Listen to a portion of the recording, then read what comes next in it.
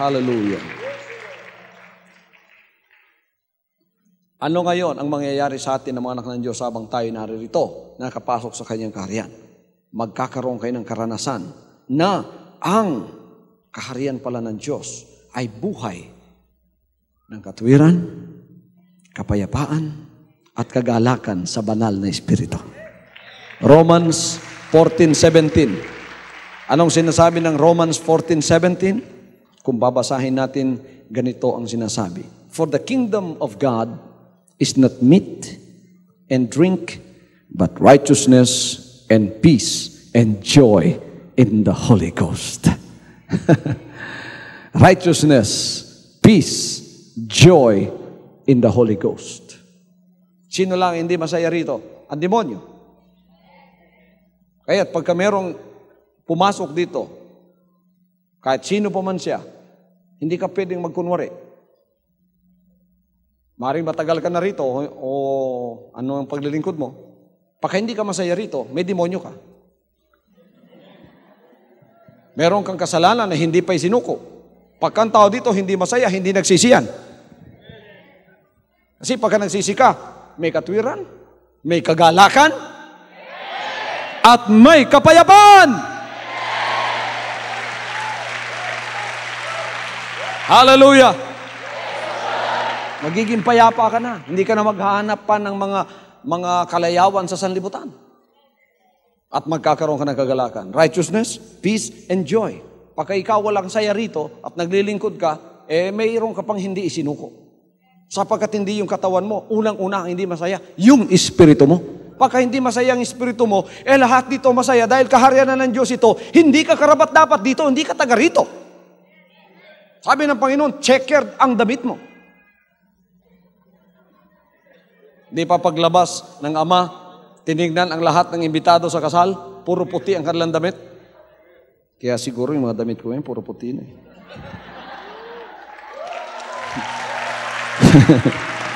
May nagtanong sa akin, bakit daw barong na naman lahat ang sinusuot ko ngayon? Alalahanin niyo, centennial ito.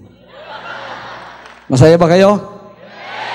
Nako, pagka kayo ay nakapasok na rin at nabuksan na kayo sa mga katotohanan ito, wala nang magiging masaya pang tao sa sanlibutan kundi kayo na, sapagkat nakita na ninyo ang hinahanap ninyo. Biro ninyo, kayong may mga bisa na. Isang araw, darating na ang panahon. Pag tinapos ng Panginoon, hihilayin na ang kaharian niya dito sa lupa, ibabalik kung saan ito galing. Ang lahat na nakapasok diyan, ang siyang aangat. Punta doon. Hallelujah. Amen. Ang kaharian ng Diyos, merong aspetong present and future. Ngayon, nagpasimula na rito. Pero in future, talagang kakilakilabot ang mangyayari. Sapagkat totoong-totoo tayo maghahari sa buong sanlibutan. Hindi lang sa spiritual na ganito, kundi sa lahat ng bagay. Paghaharian natin ang buong sanlibutan. Praise the Lord.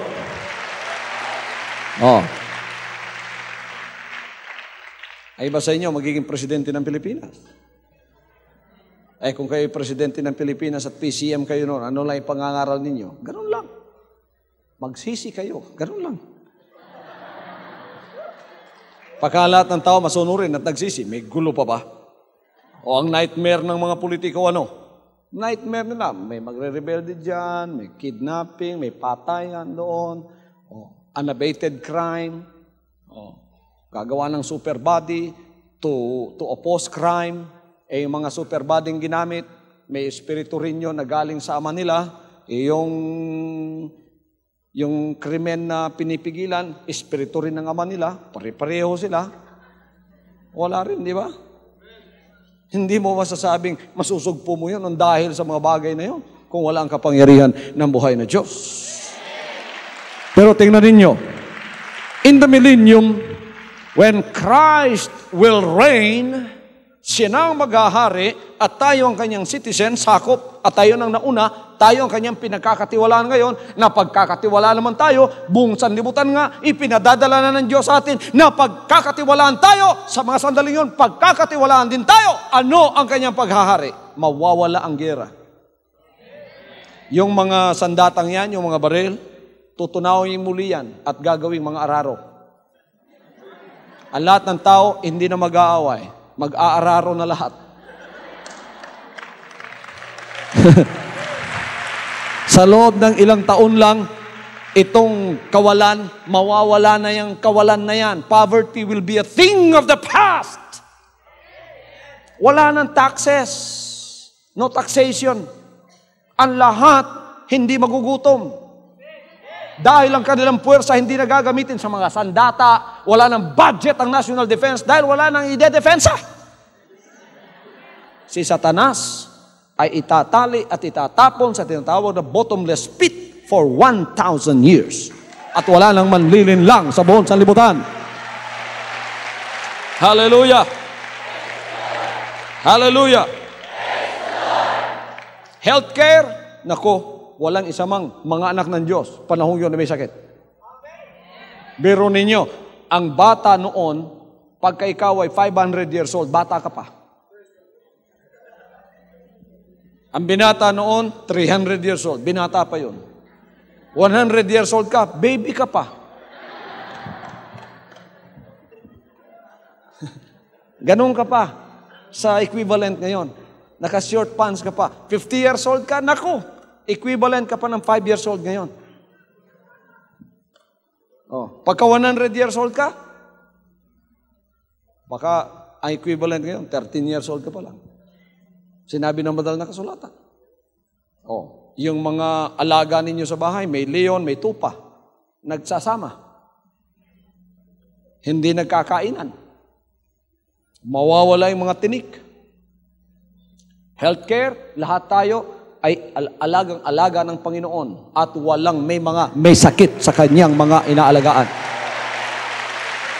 Ngayon, naaawa ako habang ako ay bumibisita sa lahat ng syudad sa Pilipinas at ako'y nagkukrusade, mga kapatid, at ang lahat ng mga anak ng Diyos ay aking napupuntahan at tinitingnan ko habang idinadalangin ko sa kanila, 100% mga malnourished. 100% nakakaawa. Habang ako'y dumadalay, naiiyak ako sa nakikita ko. Alam ko, sapagkat nandoon ako, araw-araw sa mga concert crusade, hinihipo ko talaga ang ulo, ang katawan, dinadalangin ko. Nakikita ko kung ang tao may pagkain o wala. Puno pa ng sakit. Malnourished. Mga damit nakakaawa. Sinasabi ko nga, Panginoon, itong lahat ay magbabago pagdating na inyong kaharian dito sa lupa. Hallelujah. Hallelujah. Ang lahat ng aatasan ng Panginoon na mangangalaga sa kanyang bayan, sila ay hindi uupo sa mga air-conditioned offices lamang. Sila ay lalakad at titignan ang kabutihan ng bawat citizen na kanilang dinadala. Pangangalagaan ang lahat mula sa kanilang pagkain sa lahat-lahat ng bagay. Walang isa mang anak ng Diyos na magkakagutom. Walang mapapabayaan. Ang lahat ay aalagaan sa kanyang kaharian. Hallelujah. Etong reality ngayon, nasa sanlibutan tayo, at ito ang ating nakikitang realidad. Hindi pa na-realize completely ang paghahari ng Diyos. Nagpasimula pa lamang ito sa ating espiritu. Ang work, ang trabaho, impluwensya ni Satanas sa sanlibutan ito, iyan ay magpapatuloy pa hanggang sa katapusan ng kapanahunang ito na tatapusin na ng ating Panginoon. Ngunit ang Panginoon naririto na ang kanyang kaharian at nagpasimula na sa ating mga espiritu na binago niya. Ang sunod na babaguhin niya, huwag kayong mag-alala, yung panlabas na ninyo. Uunahin muna niya yung espiritu ninyo dahil yun ang pinakamahirap. Hallelujah! Sa lahat sa inyong talagang tunay na nakapagsisi, mapapansin ninyo yung mga sakit ninyo, isa-isa mawawala na yan.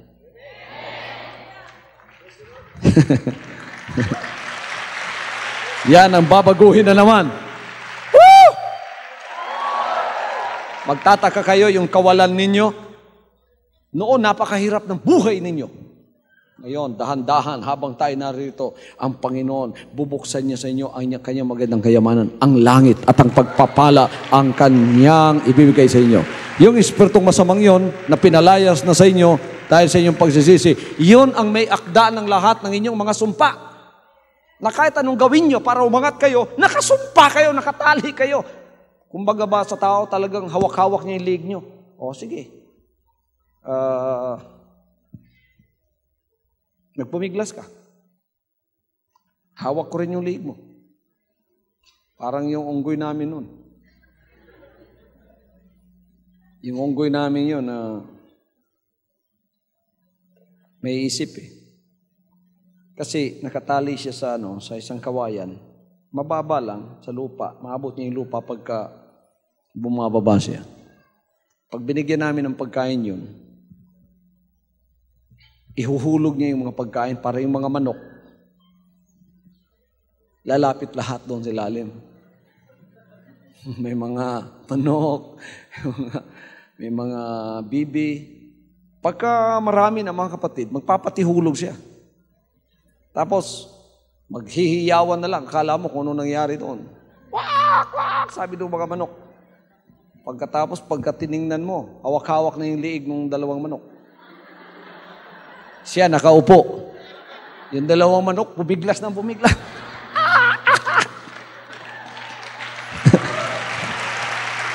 Siya naman, hawak-hawak niya yung dalawang leg ng manok, parang wala lang sa kanya, nakatingin pa sa iyo.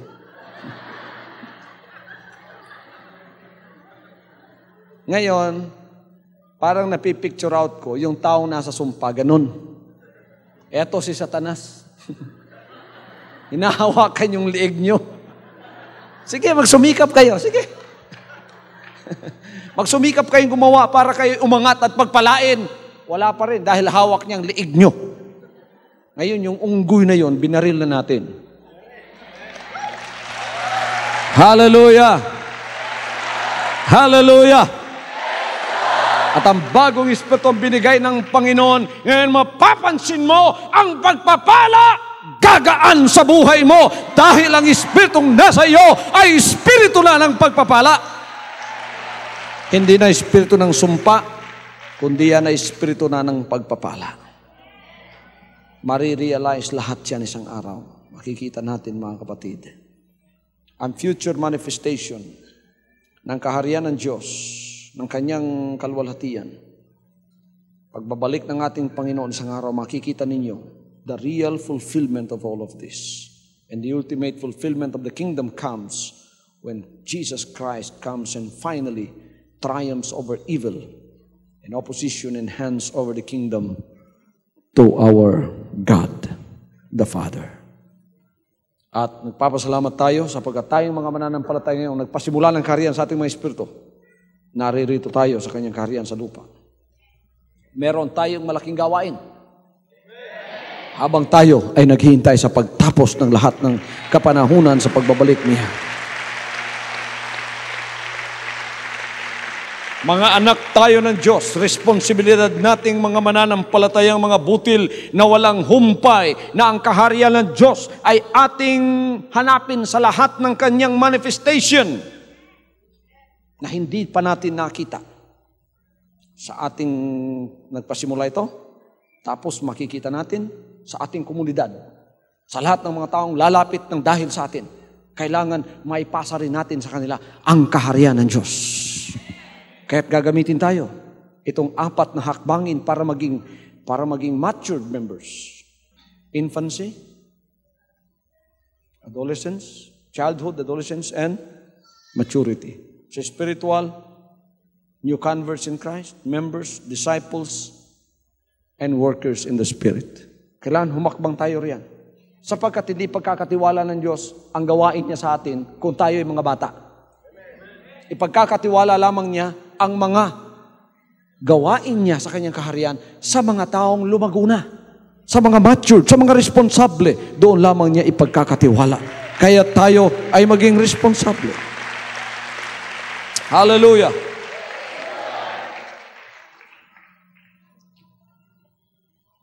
Tingnan ninyo mga kapatid, ang natural ng mga anak ng Diyos na ngayon ay nasa kanyang kaharian. Ano tayo sa sanlibutan ito?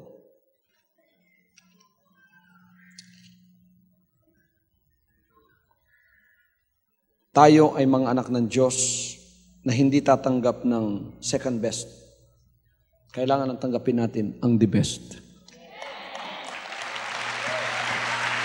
Sinabi ng Matthew 11:12, and from the days of John the Baptist until now, the kingdom of heaven suffereth violence, and the violent taketh it by force. Ito yung mga pag-uugali natin. Forceful tayo ng mga tao. Hindi tayo papasok sa langit na pabakla-bakla. Ang mga taong narito committed. Commitment, ang kanilang commitment naman ay 100%. Kaya pagka nagsisi tayo, ikinumit natin ang lahat. Ano man ang mangyari! Kaya mga apostoles, committed ba sila? Kaya nag-commit na sila sa kaharian ng Diyos. Sabi niya, makakasama ko kayo sa aking kaharian.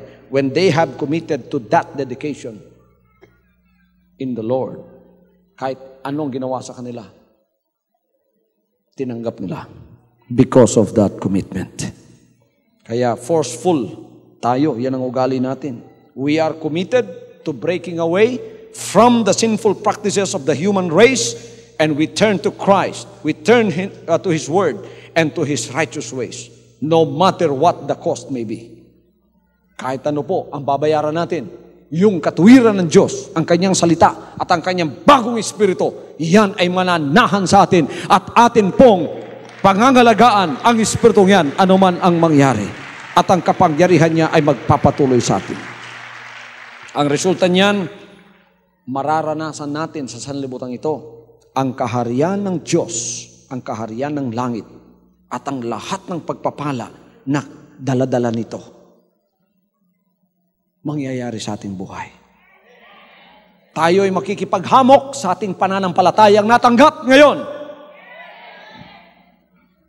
We will fight a good fight of faith against Satan, accompanied by a strong will to resist him, to resist sin, and to resist the offer of a corrupt society.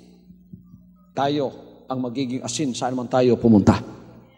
Huwag ninyong i-compromise ang kaharian ng ating Panginoon Diyos sa inyong buhay.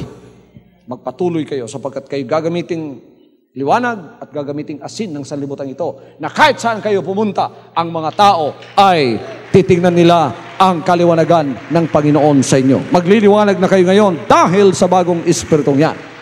Kapag kayo tininan ng Diyos, hindi na kayo isa sa 5 birhen na mangmang na meron ngang mga ilawan, ngunit wala namang bagong Espiritu, wala namang langis.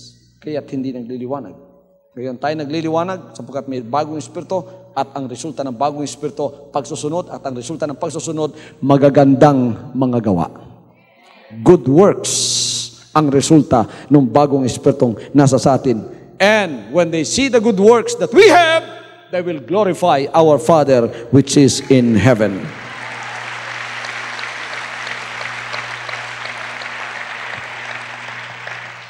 Kaya ang karya ng Diyos ay hindi para doon sa mga hindi madalanginin. Ang karya ng Diyos ay hindi para doon sa mga nagko-compromise sa sanlibutan. Ang karya ng Diyos ay hindi para doon sa hindi marunong magbasa at tumanggap ng salita ng Diyos. Ang kaharian ng Diyos ay para doon sa mga nauuhaw at nagugutom sa mga bagay ng espiritual ng Diyos. Ito ay para sa mga taong tulad ni Joseph. Tulad ng mga taong si Elijah, tulad ng mga anak ng Diyos na si Daniel at ang kanyang 3 kaibigan, Shadrach, Meshach, Abednego, tulad kay Mordecai, tulad kay Pedro at kay Juan, tulad kay Esteban, tulad kay Pablo, tulad kay Esther, tulad kay Ana, tulad kay Lydia, tulad sa mga anak ng Diyos na nakasulat dyan, ang record ay napakaganda. Silang lahat ay membro sa kaharian ng Diyos dito sa lupa. At tayo ngayon, anong masasabi ng Panginoon sa atin? Sa ating mga pagsusunod sa Kanya, at tinanggap natin ang bagong Espiritong yan, hindi lang nyo alam, gumagawa na ang Diyos ng Kanyang sariling komunidad, at ito'y komunidad ng mga anak ng Diyos sa kaharian niya dito sa lupa. Sila ay special sa Kanya, sila ay mahalaga sa Kanya, sila ay mga alahas na mahahalaga sa harap ng Diyos. At pagka tinitingnan niya ang buong Maynila, kayo lang ang Kanya nakikita. Pagka tinignan niya ang mga tao dito, hindi niya kikita ang kanilang kayamanan, hindi niya kikita ang kanilang mga pera. Ang tao hindi makapagyabang sa pera niya. Sa Diyos, magyabang ka sa iyong pera. Hoy, pastor, pwede ako magyabang. Bakit? Bilyon ang pera ko. Sa Diyos ka magyayabang ng bilyon mo. Sasabihin pa ng Diyos sa iyo, iyabang mo naman. Akong gumawa niyang lahat. Pati ikaw, akong gumawa sa iyo. Sino ka ba? Sabi ng Panginoon, di ba? Talino, hindi ka makapagyabang. Ang talino ko, lahat ng ito, dahilan ng success ko, dahilan ako'y matalino. Sabi ng Diyos, kung matalino ka, sige, gumawa ka ng isang planeta at ibitin mo na walang pinagbibitinan. Amen. Kung matalino ka, gumawa ka ng isang bundok at ilagay mo ang lahat ng ginto roon na huhukay-hukayin ng mga tao. Kaya hindi tayo pwedeng magyabang sa Panginoon. Wala tayong dapat na ipagyabang. Yung mayayaman, wala yan. Pag tinignan ng Diyos ang tao, wala siyang dapat ipagyabang. Pagka tumingin naman ng Diyos, hindi niya nakikita yung kayamanan, hindi niya nakikita yung stature mo sa buhay. Para sa Kanya, ang nakikita niya, Espiritu, nasa loob mo. Ano ang Espiritu mo? Sapagkat ang Diyos ay Espiritu at ang lahat ng sasamba sa Kanya, sampay siya sa Espiritu sa katotohanan. Kaya pagka tumitingin siya sa ating lahat, ang nakikita niya, Espiritu. Anong klaseng Espiritu nasa iyo? Sumurrender ka na ba ng iyong makalumang Espiritong kasalanan o hindi pa? Yan ang issue sa langit. Kaya pagka tumingin siya sa Maynila, ilan ang tao rito? 11,000,000. Sa 11,000,000, ilan ang nagsisi?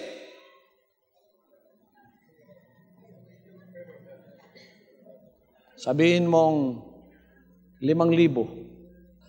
E di yung 10,995,000, puro patay yun.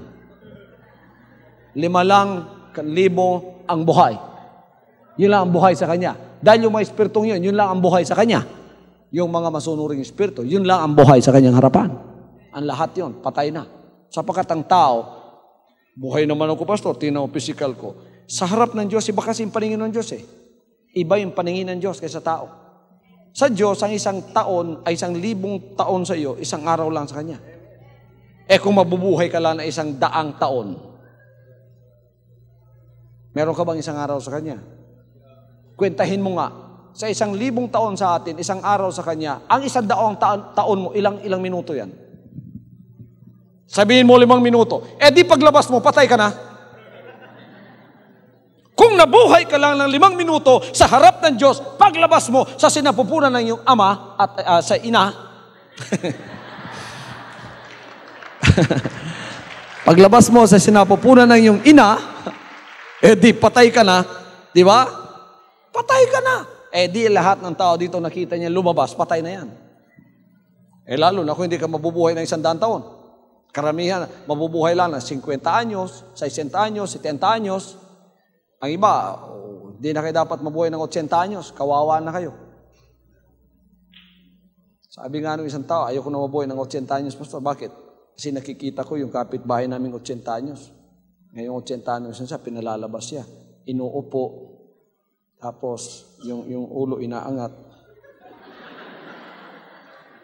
Lo, eto yung anak mo.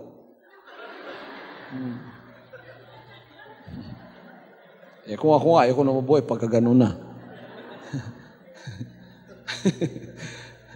Sabihin mo lang, 50 anyos. Wala yun sa Panginoon, di ba? Pero tingnan ninyo, pag kayong espiritu natin, binago at kilala ng Panginoon yon, kayo lang ang buhay. Pagka naabutan pa kayo ng katapusan ng kapanahunan at buhay pa kayo, huwag kayong mag-alala sapagkat hindi na dadaan ng kamatayan ang katawang yan. Masisira na ang kamatayan at ang kanyang kapangyarihan. Hindi na magkakaroon ng kapangyarihan sa atin. Hallelujah. Kaya't ako'y nagpapasalamat na naunawaan natin ang mga bagay na ito. At talagang ang katotohanan, nasa kalagitnaan tayo ng katotohanan yan at ng kalooban ng Diyos na yan. Kaya dito, ang taong nakapasok ay wala ng ibang pinag-uusapan kundi ang pagsusunod sa kanyang dakilang kalooban sapagkat yan na ang ating napasukan at nasa katapusan na tayo ng ating paghahanap sa katotohanan. Praise the Lord. Salamat sa Panginoon Diyos na humantong na tayo sa katapusan ng ating paghanap at ng ating pag-aaral. Ngayon, ang ating gagawin, magpagamit tayo sa Panginoon Diyos. Lumaganap ang kanyang kaharian hanggang ang sa lahat ng tao ay maging anak ng Diyos na tulad natin na ang Espiritu ay nagbago. Kung mapasaan man ang kaharian ito, mapalaganap man ang kaharian ito, ang lumalaganap ay ang katuwiran at kapayapaan at kagalakang nagmumula sa ating Panginoon Diyos. At ang nasisira ay ang kaharian ni Satanas. Hallelujah.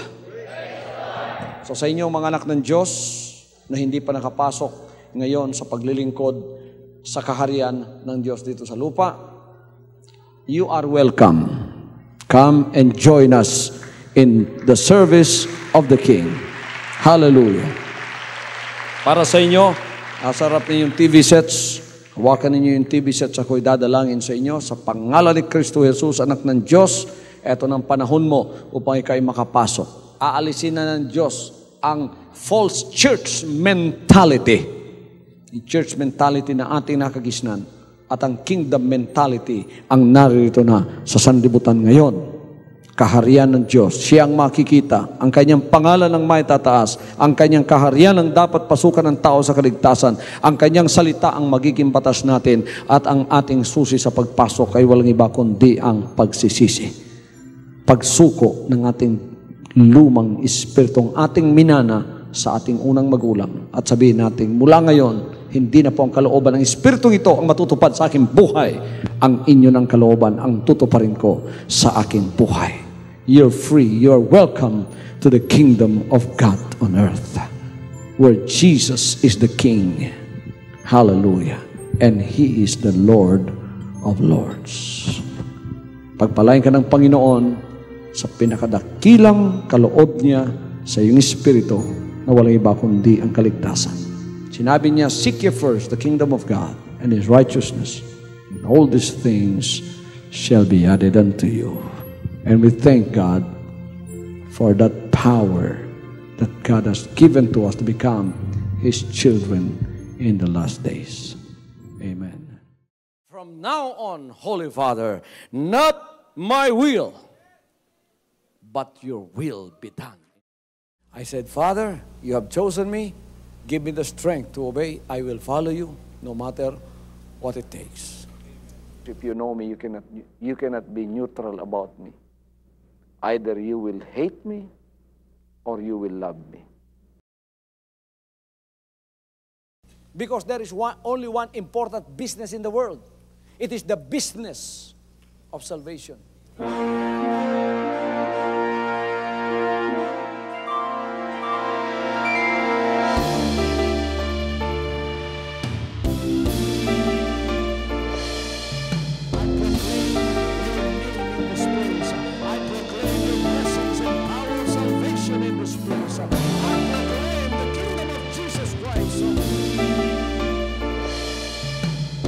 As I am concerned, and as far as the work of God is concerned, we have reached the end.